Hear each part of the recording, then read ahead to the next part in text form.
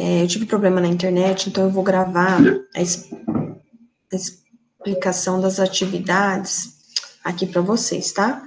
Então, a atividade de hoje de história seria sobre Revolução Chinesa. Na aula passada eu expliquei Revolução Chinesa, eu vou explicar rapidinho aqui para vocês os exercícios. Exercício 1, eu pergunto assim, como estava a China no início do século XX, tá? Então, a gente tem que pensar assim, no século XX, quem governava a política da China era império, tá? Então, era império onde tinha um rei, tá? E na China, eles chamavam de dinastia Xiang, tá? Então, era uma família já que estava, né, reinando, governando a China há muito tempo. Então, quando fica uma família muito tempo no governo, a gente chama de dinastia, tá? Isso desde, para vocês terem ideia, como fazia muito tempo que essa família estava no poder, porque monarquia, rei, onde a gente tem um rei governando, passa de pai para filho, né? Então, eles estavam desde o século XVII até o século XX, tá? E aí, governando há muito tempo, a gente já imagina que era um governo onde já tinha muitos privilégios para a classe alta, né? E a população descontente com o governo, né?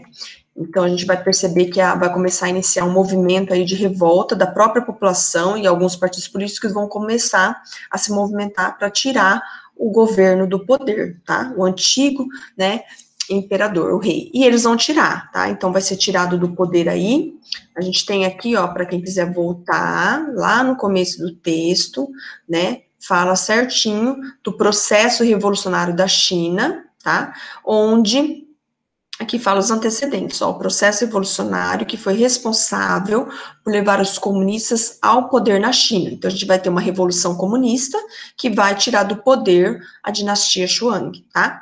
Então, aqui está explicando certinho. Essas transformações iniciaram-se no ano de 1911, quando a dinastia Manchu, que é a dinastia que estava no poder desde o século XVII, foi destituída do poder, tá? Ou melhor, foi derrubado do poder à força, tá? Então, a gente vai ver o imperador aí sendo derrubado do poder.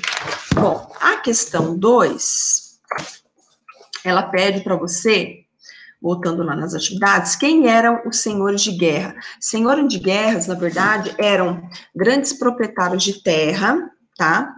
Chefes militares locais. Por que a gente fala locais? Porque eles tinham, além deles ter muitas terras, ser donos de grande propriedade de terra, eles tinham seus próprios exércitos particulares, tá? Então, a resposta ficaria assim, senhores de guerra eram chefes militares locais, né, de algumas cidades, algumas regiões, tinham grandes terras e comandavam tropas particulares, tá? E exerciam poder nessa região, como se fosse no Brasil na época dos grandes coronéis, das cidadezinhas do interior, onde eram donos de fazendas e comandavam ali, porque tinha seus pequeno exército ali, particular, comandavam a região, tinha um grande poder, tá? Questão 3, quem eram os Kuomintang? Como o partido chegou ao poder? O Kuomintang era o partido nacionalista, o partido que se formou e que, na verdade, lutou para tirar e derrubar o poder, né, do grande imperador da China. Então, tirou esse movimento nacionalista, esse partido nacionalista, depôs o imperador da China e proclamou uma república. Acabou com a monarquia e passou a ser república, tá? Isso em 1911. Então, o Kuomintang, também conhecido como Partido Nacional do Povo, foi fundado por Zhuang Yat-sen, tá?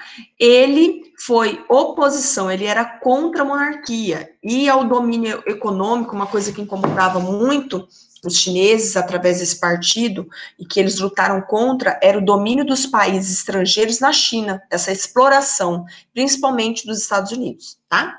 Questão 4, quem foi Chiang Kai-shek?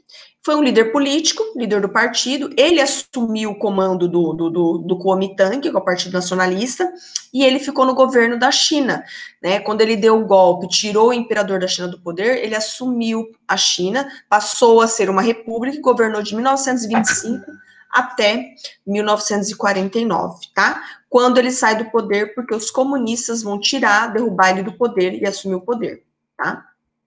E a questão 5? Questão 5 pergunta, qual o interesse dos soviéticos em relação ao Kuomintang? Gente, quem eram os seus opositores. A União Soviética via no Kuomintang, na verdade, um grande aliado. Então, os soviéticos, quando eu falo soviéticos, é a própria União Soviética, tá? O URSS, União das Repúblicas Soviéticas Socialistas. Então, seria a União Soviética fez uma parceria com o Kuomintang, que era o Partido Nacionalista lá na China, se aliou a eles contra essa exploração dos países estrangeiros na China.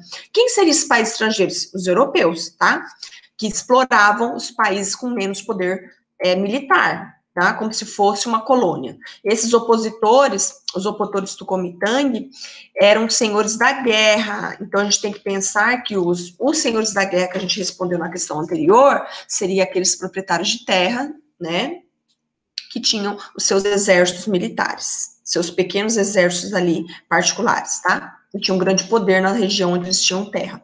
Questão 6.